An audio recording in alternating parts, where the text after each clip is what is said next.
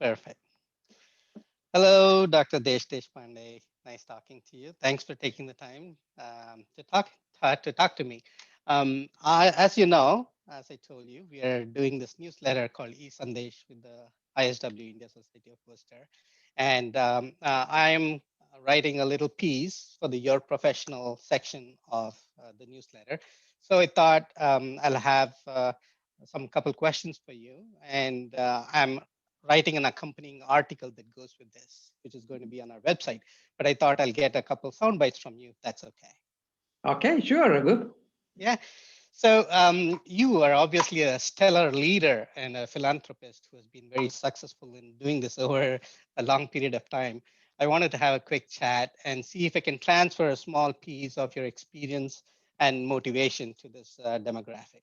So if you can take a couple minutes to maybe give us a idea of how your transition was, probably your very first transition from when you did your PhD in electrical engineering to the great things you're doing now, and your first maybe a meaningful, significant career job.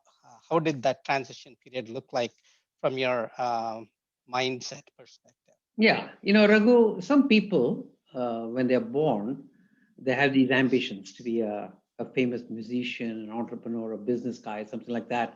That was not the case with me. I grew up in a middle class family. My dad was a government servant. Mm, And so my exposure to the rest of the world was very, very limited. And going to IIT sort of opened up the eyes a little bit more. Coming here, it's opened up eyes more.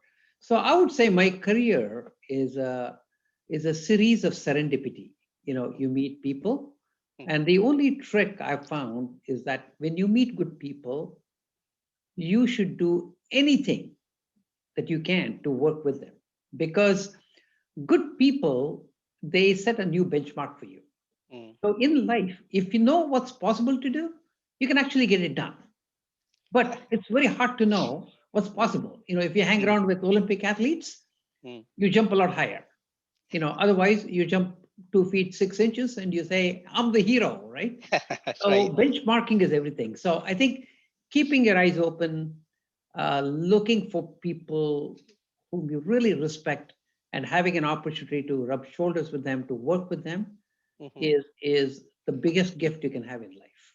And that's how I was a good student, I was a professor, I was a PhD, and then I met somebody who was really doing a small company in Toronto, Mm, and he was just a fantastic, fabulous human being.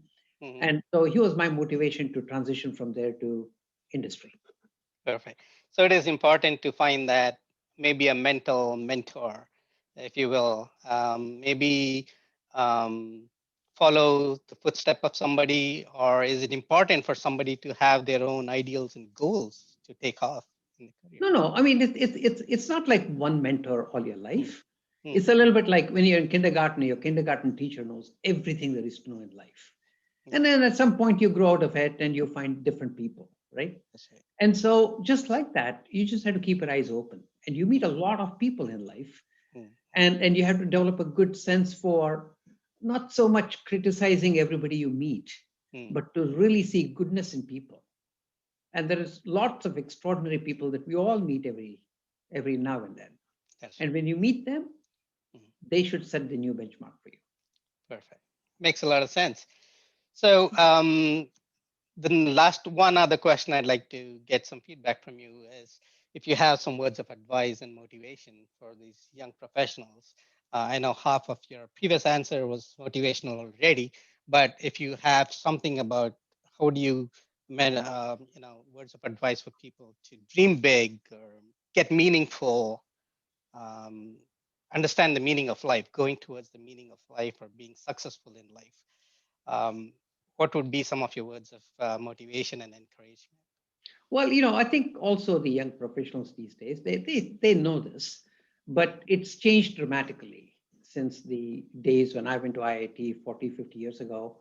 Those days, even though that wasn't my career, people trained for a specific job. You Mm, became an expert in something, you learned everything there is to know about a specific field, and then you practiced it for the next 20, 30, 40, 50 years. mm, These days, the world is changing so rapidly that anything that you know is going to be useless 5 years from now. And therefore, constantly you're learning, you're discovering new things, you're innovating, and so on. And Mm, also, the world is changing. And when the world changes, each one of us have an option. Either we can grudgingly accept the change, or we can actually lead the change. And I want all the young people to start leading that change to make this a better world. World is A, it can be B, and B is better than A. And so, how do you get to B? And in some cases, people have enough energy, entrepreneurial energy, to actually start that whole initiative and mm, start a new organization, either for profit or non-profit. Or in other cases, you join that effort. mm, But again, it's going to be a very entrepreneurial journey for almost everybody. I don't think there's going to be, because when things change so rapidly, you have to group and regroup very frequently.